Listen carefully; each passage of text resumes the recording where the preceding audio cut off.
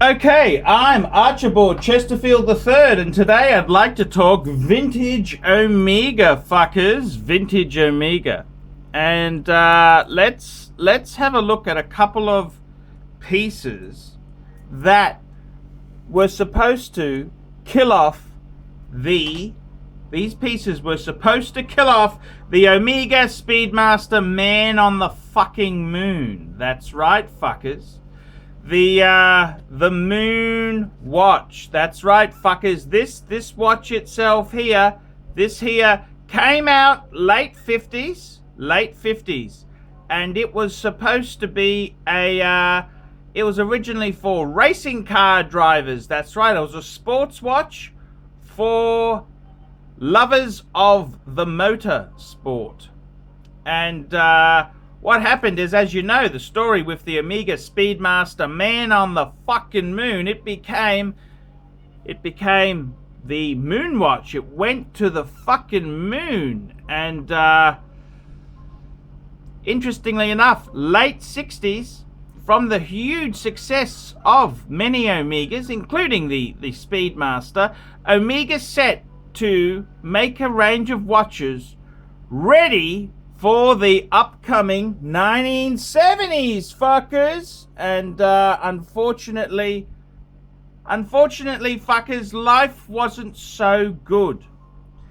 And one piece that came out in 1969 was the Omega Speedmaster Professional. It's another racing car driver's watch, except fuckers, this was the Speedmaster Professional Mark II. And just take a look at this case on it. It was way more modern than the 1950s Speedmaster Professional.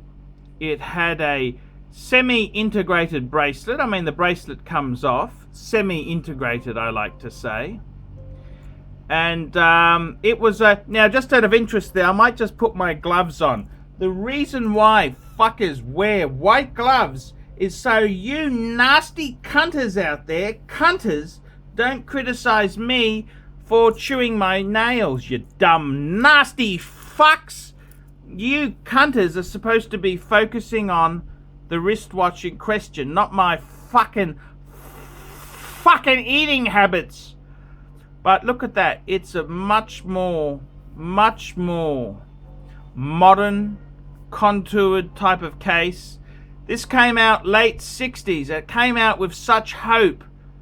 And unfortunately, who would have seen those nasty fucking Japanese conquering the quartz age? That was a nasty hat trick from those nasty sushi eating fuckers. But we'll talk about that later. The late 60s, there was such hope. And Omega, it's interesting, Omega, instead of concentrating on trying to get an automatic chronograph, they felt the best chronograph was manual wind. And it's a very well executed piece of engineering, this here. The Omega Speedmaster Mark II, so modern. So if the Mark II, and did you love this? This is known as the racing dial, by the way, fuckers. The racing dial. It was supposed to be the racing answer. What did they have in mind for flight? Well, look at this. This was so modern. This was so modern, so up to date. The Omega Flightmaster, fuckers. And this was an amazing piece. This piece itself here, I'll show you some of the functions. Let me wind the little fucker up first. I better wind her up. Wind the bobbin. Okay, so on this piece itself here, you've got a chronograph. That's the start, stop, and that's the reset. But we've also got more buttons on the other side here. And these here, the chapter ring rotates as a timer. So it's a bio-directional chapter ring. The other thing that's quite tricky with this piece here is it's got a 24-hour hand. A 24-hour hand.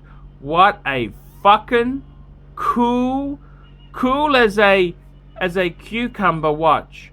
I mean, to be honest with you, this in the day, in my opinion, it walks all over a fucking Rolex GMT.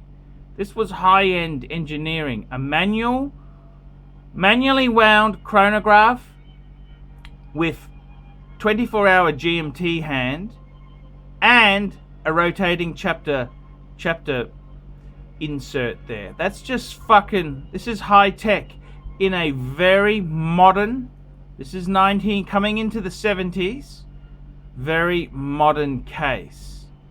And it's quite, this is an original dial, not a service dial, it's all original. I might be offering this for sale down the track. We'll just see how it goes. But the Flightmaster, this was supposed to be the next evolution, but it's like the Porsche 911 fuckers. The 911 couldn't be killed off by the 928. And this is how it goes with these fuckers. This is how it goes. It's quite a amazing situation. So fuckers, there you have it. There's 3 amazing sports Omegas. What do you fuckers think? What do you fuckers think? It's the Flightmaster, one of the all-time bargains on the used market.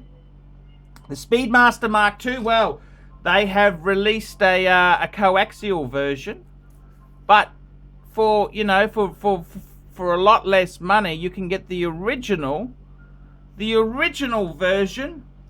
The original manual wind version, which I don't know what you fuckers think. I think is far more fucking cooler. It is fucking cool. So, fuckers, tell me what you think.